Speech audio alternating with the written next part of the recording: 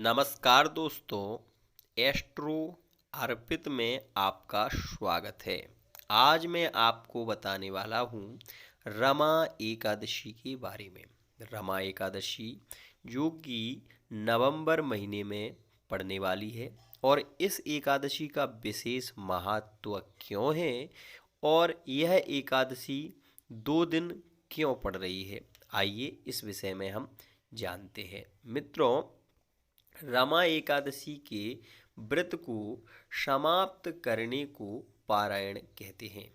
एकादशी व्रत के दिन हमें पूर्ण सावधानी रखना चाहिए। जितना हो सके वो उतना ओम नमो भगवते वासुदेवाय मंत्र का जाप भी करना चाहिए। एकादशी के दिन हमें इतना ध्यान रखना चाहिए कि यह जो रमा एकादशी है यह भगवान विष्णु का स्वरूप ही है और इस एकादशी का व्रत करने से व्यक्ति के घर में धन का आगमन बहुत अधिक मात्रा में होने लग जाता है।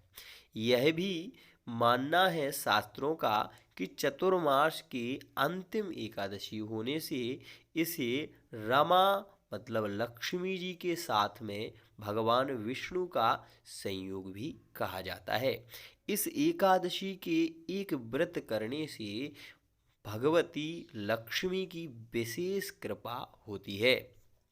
इस एकादशी के दिन यदि तुलसी की लकड़ी को अगर तुलसी की लकड़ी के ऊपर मौली बांधकर मतलब कलावा बांधकर अपनी मनोकामना रख के यदि उसमें ग्रंथि लगाई जाए तो वह कामना भी बहुत ही शीघ्रता से पूर्ण होती है। और तुलसी माता के जहाँ पर तुलसी हो वहाँ पर अगर रमा एकादशी के दिन चमेली के तेल का दीपक अगर रखा जाए तो व्यक्ति जो कि एकादशी करने वाला व्यक्ति है वह स्त्री है या पुरुष है, वह जिस कामना को लेकर उस तुलसी माता से प्रार्थना करेंगी तो उनकी वह कामना बहुत ही शीघ्रता से पूर्ण भी होती है। इस एकादशी में रमा एकादशी में भगवती लक्ष्मी का आवाहन करने के लिए सबसे पहले हमें एक स्वस्तिक को बनाना होता है, जो कि तुलसी के नीचे स्वस्तिक और स्वस्तिक बनाकर थोड़े से चावल रखें। चावल रखने के बाद चमेली के तेल का दीपक विशेष रूप से रखें।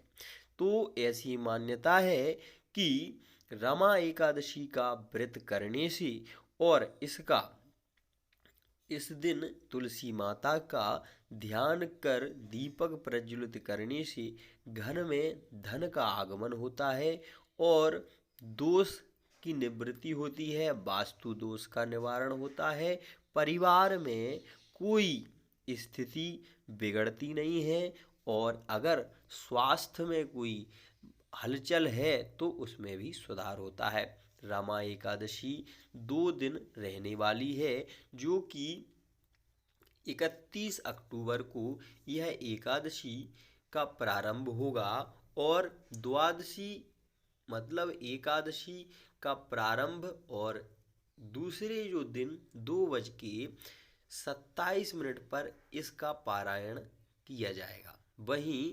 सन्यासियों, ऋषियों, महात्माओं और विधवाओं की जो एकादशी सबसे श्रेष्ठ एकादशी जो मानी जाती है वह एकादशी 1 नवंबर 2021 को रहने वाली है। इसका पारायण का समय 6:34 रहेगा। 34 से 8:48 तक यह पारायण कर लेना चाहिए, क्योंकि एकादशी का व्रत यदि हम करते हैं तो हमें यह ध्यान रखना चाहिए कि द्वादशी के रहते रहते ही हमें उसका पारायण कर लेना चाहिए।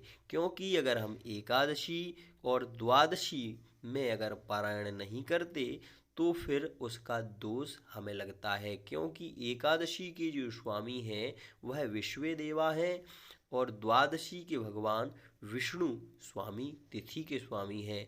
और वहीं जब त्रयोदशी का प्रवेश हो जाता है तो वहाँ पर व्यक्ति को दोष लगता है, और दोष का मतलब होता है मिथ्या दोष लगता है। इसलिए उस व्यक्ति को ये ध्यान रखना चाहिए कि एकादशी का पारायण हमेशा द्वादशी में ही करें। आज के लिए इतना ही। इसी के साथ वाणी को विराम।